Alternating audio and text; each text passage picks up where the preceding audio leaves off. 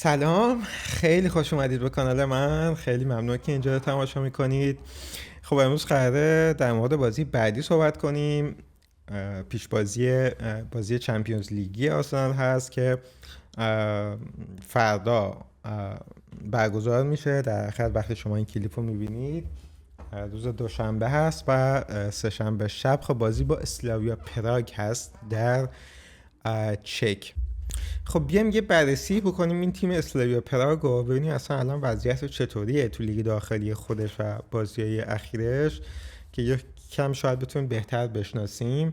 چون من خودم هیچ بازی از اسلاویا پراگ تو خاطرم نیست، یعنی بازی چمپیونزشون رو که ندیدم. حالا نتایج چمپیونزشون هم بهتون میگم، ولی بازی چمپیونزشون رو ندیدم و خب بازی لیگ داخلیشون هم که طبیعتا ندیدم. ولی توی لیگ داخلیشون 14 تا بازی کردن و اسلاویا پراگ الان صدر جدوله. البته کاملا شونه به شونه با تیم همشهریشون یعنی اسپارتا پراگ هستن که هر دو تا تیم 30 امتیازی هن. 14 تا بازی کرده. بخش جالبش اینه که اسلاویا هیچ باختی نداشته تو لیگ داخلیشون. خب تنها تیم بدون شکست لیگ چک در حال حاضر. البته 6 تا مساوی داشتن، مساویاشون زیاد بوده. 8 تا هم برد داشتن. با تفاضل گل بهتر نسبت به اسپارتا الان تو صدر جدولن، یعنی هر دو تیم 30 امتیازی هن، ولی اسلاویا تفاضل گلش بهتره و صدر جدوله. تو چمپیونز هم اینا 3 تا بازی قبلا کردن، خب مثل بقیه تیما، و 2 تا مساوی یه باخت داشتن. به نظر من خوب بوده نتایجشون تو چمپیونز. خب اون باختشون که مقابل اینتر بوده، در ایتالیا هم بوده بازی 3-0 به اینتر باختن، چیز عجیبی نیست. بازی رفتشون تو خونه بوده با بودوگلیمت که ما هم باش بازی داریم و بازی رو 2-2 کردن و بازی آخرشون هم جلوی آتلانتا بوده در ایتالیا که اگه اشتباه نکنم 1-1 کردن، بازی رو مساوی کردن. الان نتیجه اون رو جلوم ندارم ولی اگه اشتباه نکنم 1-1 کردن، یعنی 2 امتیاز گرفتن از 3 بازی. خب خیلی وضعیت خوبی نیست. الان در رده 28م لیگ این جدول 36 تیمی چیز هستن، ولی به نظر من نتایج بدی نگرفتن. یعنی 2 تا بازی خب مشکل داشتن جلو اینتر و آتلانتا، یه باخت و یه مساوی.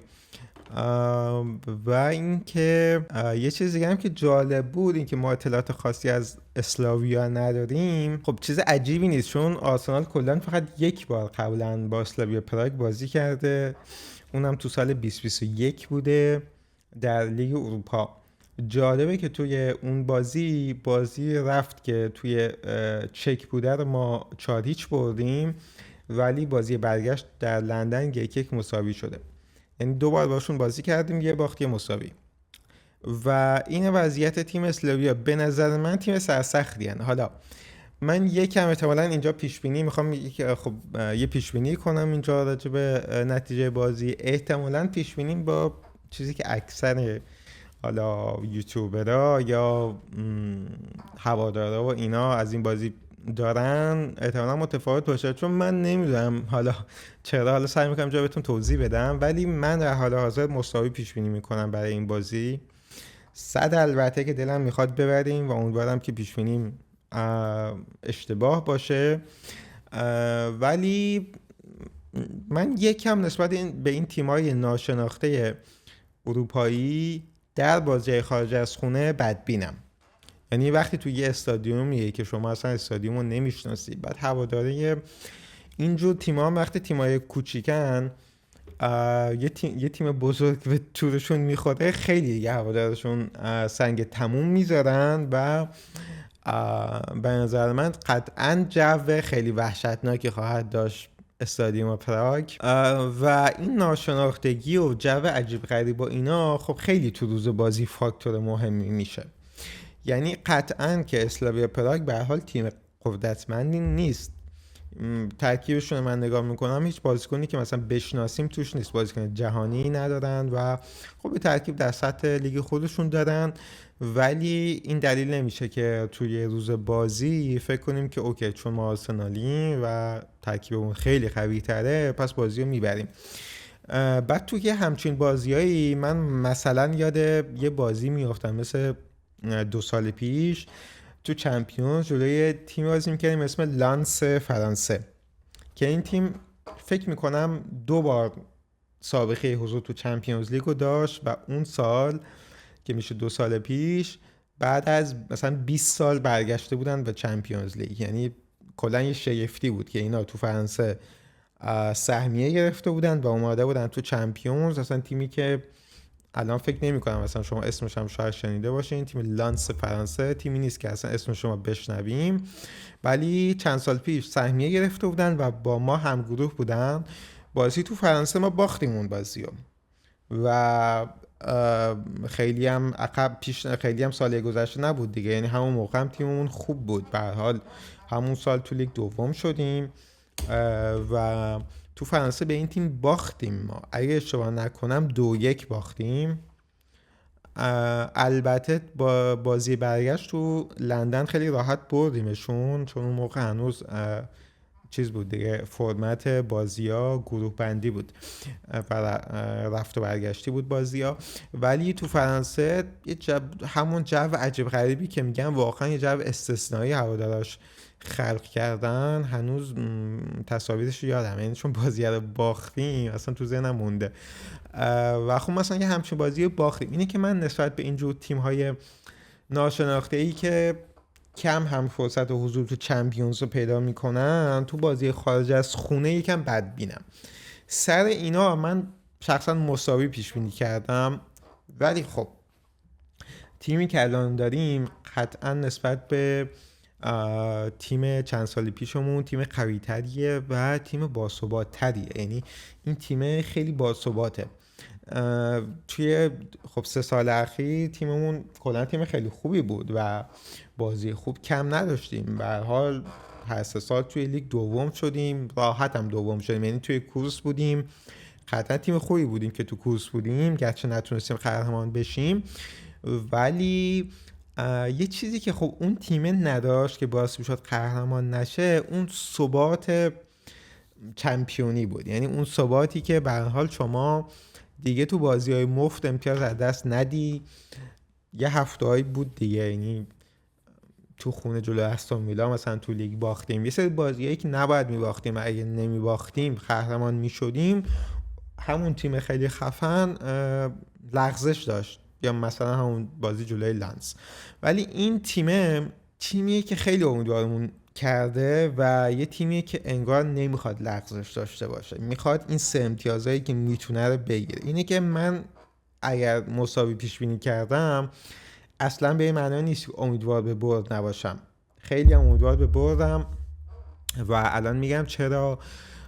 برای این بازی شخصا امیدوارم به درخشش یوکرش بازی آخر که جلوی بنلی بود و بررسی بازی رو هم گرفتیم و اینجا گذاشتم. خب بهترین بازیش برای آرسنال رو به نظر من تا اینجا تو بازی با بنلی انجام داد و خیلی تو جریان بازی بود. نیمه اول کامل تو جریان بازی بود، یعنی جدا از گلی که زد که گل خوبی بود، به هر حال شما یه نوکی تموم کننده که قد و قامت خوبی هم داره و رو هوا هم اونجا دیدیم که اومد با سر گل زد. این چیزی بود که ما به خاطرش گفتیم یوکرش رو میخوایم. ولی جدا از اون چیزی که توی تیممون لازم داشتیم و شاید یوکرش توی اسپورتینگ این وظیفه بهش محول نمیشد، این لینک اپ پلی هست به اصطلاح، حضور توی بازی سازی تیم و کار کردن با وینگرهای کناریش. 2 تا موقعیت خیلی خوب در واقع 3 تا موقعیت خیلی خوب توی نیمه اول بازی با بنلی یوکرش ساخت.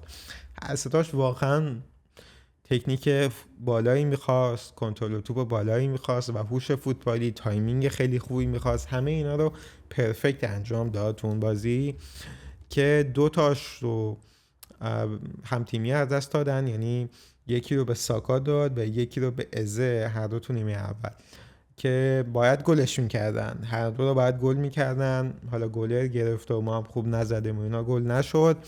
و اون موقعیت دیگه هم همون موقعیتی بود که تبدیل به گل دوم شد که پاس کلیدی رو توی اون حرکت یوکرش میده، که اون پاسی که مدافعین دور میزنه. والا خیلی هم گذاشتن کلیپشو توی این روزا و حتما دیدین، خیلی راجبش حرف زده شد. خیلی پاس خوشگلیه، هر بار که نگاش میکنم هی خوشگل‌ترم میشه. خب اون پاس اونجا یوکرش میده و یه پاس کلیدیه دیگه، یعنی منجر به گل میشه در ادامه. و خب من خیلی امیدوارم که یوکرش توی بازی با اسپارتا گل بزنه و اگه یوکرش گل بزنه بازی رو میبریم. اگه یوکرش گل بزنه بازی رو میبریم، اگه نزنه مساوی میشه. خب پس این شد پیشبینی من. پس ایشالله که یوکرش گل میزنه بازی رو میبریم. خب اینم بگم که این 4مین بازی چمپیونزی ما هست امسال. خب 3 تا بازی قبلی که بردیم با اقتدار، هیچ گلی هم نخوردیم. پیشبینیم اینه که گل نمیخوریم این بازی هم و کلینشیت میکنیم، اگه گل بزنیم میبریم بازی رو ایشالله. و خب راجع به چمپیونز هم خیلی الان وضعیت خوبه.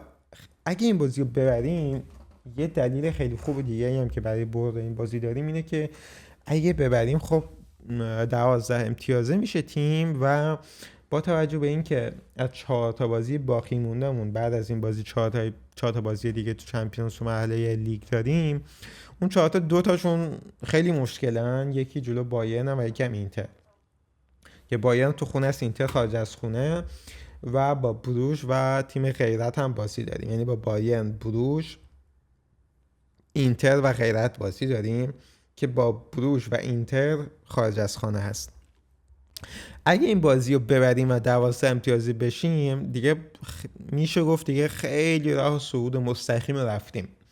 یعنی این بازی با غیرت بازی آخر تو خونه هست، میبریم غیرت رو به هر حال تو خونه و اون 3 بازی هم بتونیم مثلا بروژ هم ببریم شاید کافی باشه برای صعود مستقیم. یعنی این بازی بنظرم میتونه یه بازی کلیدی باشه علاوه امتیازی برامون تو چمپیونز، برای اینکه حداقل وقتی به بایرن میرسیم امتیازهای کامل گرفته باشیم و با یه پشتوانه محکمتری به بازی با بایرن مونیخ برسیم. چون بازی خب خیلی مشکلی، بایرن هم عجب فرمی داره، 15 تا پیروزی پیاپی فکر کنم تو بوندسلیگا گرفتن امسال و خیلی خوب فرمشون عالیه و همین دیگه. پس فردا شب بازی با اسلاویا پراگ رو میبینیم و خیلی هیجان زده هستم دیگه. این تیمه یه جوریه که اصلا توی هر رقابتی با هر تیمی که بازی کنه